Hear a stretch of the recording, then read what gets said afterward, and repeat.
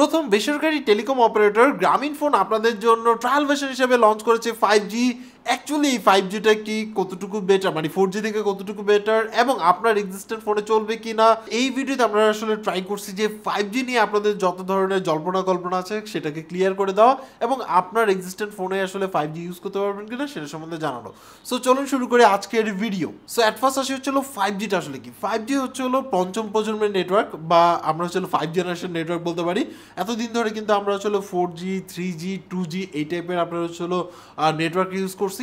এখন সবচেয়ে বড় পার্থক্য ছিল 5Gর মাধ্যমে আপনি জাস্ট 1 মিলি সেকেন্ডে পৃথিবীর এক প্রান্ত থেকে আরেক প্রান্তে কানেক্টেড হতে পারবেন, যার লেটেন্সি মাত্র 1 মিলি সেকেন্ড, যেটা আসলে 3G বা 4Gর ক্ষেত্রে পসিবল না। কারণ 3Gর ক্ষেত্রে আপনি হচ্ছে 100 থেকে 500 মিলি সেকেন্ডের মধ্যে কানেক্টিভিটি নিতে পারবেন বা আপনি হচ্ছে লেটেন্সি পাবেন, আর 4Gর ক্ষেত্রে আপনি হচ্ছে 50 মিলি সেকেন্ডের মতো আপনার হচ্ছে লেটেন্সি পাবেন। সো তার মানে বুঝতেই পারছেন যে সবচেয়ে বড় ডিফারেন্স হচ্ছিল কানেক্টিভিটির ক্ষেত্রে লেটেন্সি কম, মানে 5Gর ক্ষেত্রে লেটেন্সি কম। এছাড়াও কিন্তু আরেকটা বড় ডিফারেন্স হচ্ছে এর স্পিডের ক্ষেত্রে 3Gর ক্ষেত্রে সর্বোচ্চ অফার করে হচ্ছে 144 kbps থেকে আপনার হচ্ছে 2 Mbps পর্যন্ত, এবং আপনি হচ্ছে 4Gর ক্ষেত্রে 100 Mbps থেকে শুরু করে সর্বোচ্চ 1 Gbps এর নিচ পর্যন্ত, মানে 1 Gbps থেকে একটু কম।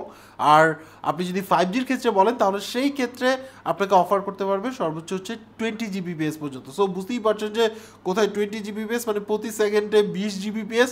সো একটা মুভি জাস্ট কয়েক সেকেন্ডের মধ্যে কিন্তু আপনি ডাউনলোড করে ফেলতে পারবেন বা মানে দেখা মাত্রই ডাউনলোড হয়ে যাবে, এরকম একটা টেকনোলজি বলা যায়। এবং যারা গেম খেলেন তাদের ক্ষেত্রে তো লেটেন্সি পাবেনই না বললেই চলে, যেহেতু 1 মিলি সেকেন্ডে আপনার হচ্ছে কানেক্টেড হতে পারছেন।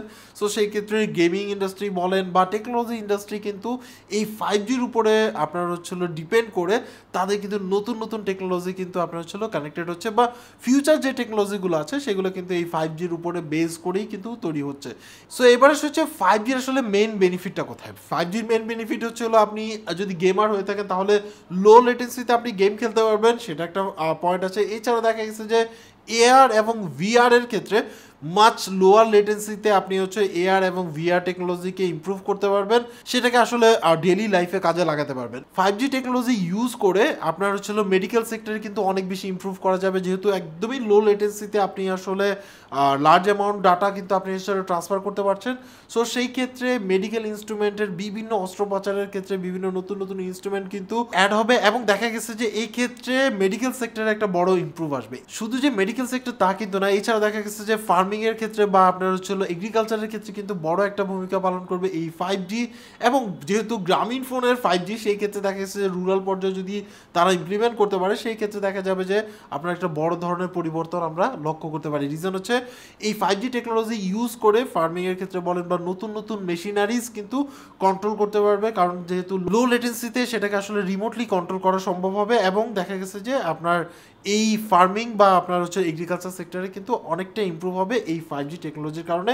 নতুন নতুন মেশিনারিজ কিন্তু এটার মধ্যে অ্যাড করা সম্ভব হবে, যেহেতু হচ্ছে এটা রিমোটলি স্মুথলি আপনি আসলে কন্ট্রোল করতে পারবেন।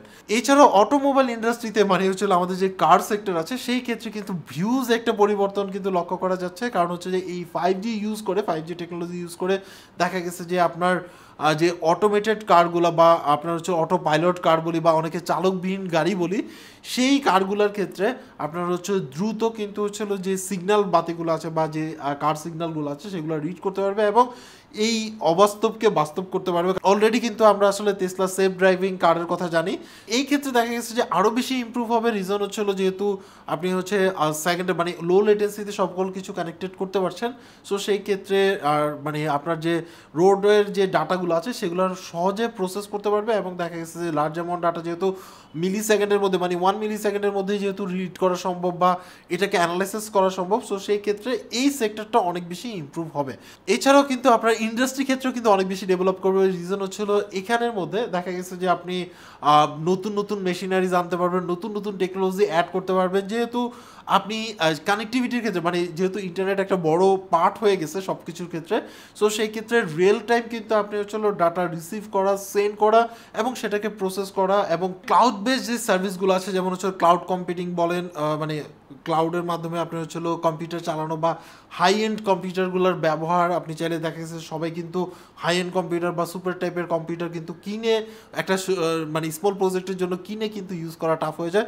সেই ক্ষেত্রে এই ক্লাউড কম্পিউটিংটা আমার কাছে মনে হয় যে অনেক বেশি জনপ্রিয় হয়ে উঠবে, কারণ মিলি সেকেন্ডের মধ্যে আপনি হচ্ছে কানেক্টেড হচ্ছেন এখানে ইউজ করা আর আপনার ক্লাউডে আপনার হচ্ছে কম্পিউটিং করা একই রকম হয়ে যাবে, মানে সিনারিওটা এরকম হবে। এবং এই 5G টেকনোলজি 4Gর আসলে ইমপ্রুভ না, এটা পুরোপুরি একটা কি বলে গেম চেঞ্জার বলা যেতে পারে।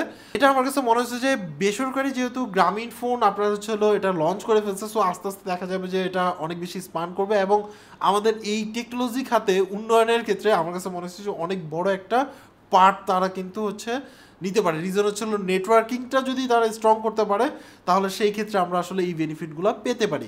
সো এখন কথা হচ্ছে যে মোবাইলের ক্ষেত্রে আপনি মানে আপনার যে মোবাইল আছে সেই এক্সিস্টেন্ট মোবাইলে 5G ইউজ করতে পারবেন কিনা, সেই ক্ষেত্রে জাস্ট এটাই বলবো যে আপনার ফোনটি যদি 5G সাপোর্টেড হয়ে থাকে, আমি আবারও বলতেছি আপনার ফোনটি যদি 5G সাপোর্টেড হয়ে থাকে, সকল ফোনে 5G সাপোর্ট করে না, যেই ফোনে 5G সাপোর্ট করে শুধুমাত্র সেই ফোনে তবে, এবং আপনি যে অপারেটর সিম ইউজ করছেন সেই অপারেটরও কিন্তু হচ্ছে 5G প্রোভাইড করতে হবে আপনি যে এরিয়াতে ইউজ করতে চাচ্ছেন সেই এরিয়াতে, এবং সেই ক্ষেত্রে আপনি আসলে 5G ইউজ করতে পারবেন। আদারওয়াইজ কোনো ট্রিক্সের মাধ্যমে বা মানে উল্টাপাল্টা কোনো ট্রিক্সের মাধ্যমে আপনি আসলে ফোনের মধ্যে 5G ইউজ করতে পারবেন না।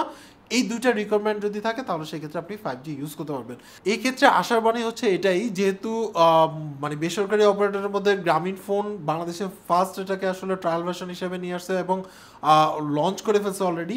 সো এই ক্ষেত্রে দেখা যাবে যে আপনার হচ্ছে খুব রিসেন্টলি বা তাদের মানে যেহেতু অনেক লার্জ কাস্টমার বেস আছে, সো সেই ক্ষেত্রে আমার কাছে মনে হয় যে খুব দ্রুতই আপনি আসলে 5G কাভারেজের আন্ডারে চলে আসতে পারেন। বাট এটা আসলে ডিপেন্ড করে তাদের উপরে। আপনার কি মনে হয় যে 5G টেকনোলজি আপনার কাছ পর্যন্ত পৌঁছাতে কত সময় লাগবে, বা এই টেকনোলজি থেকে আপনি আসলে কি কি বেনিফিট পেতে পারেন সেটা অবশ্যই কমেন্টস করে জানাবেন। সো আজকে এই পর্যন্ত। অ্যাকচুয়ালি আপনার কাছে এই ভিডিওটি কেমন লাগছে সেটা অবশ্যই কমেন্টস করে জানাবেন। সবাই ভালো থাকবেন, আল্লাহ হাফেজ।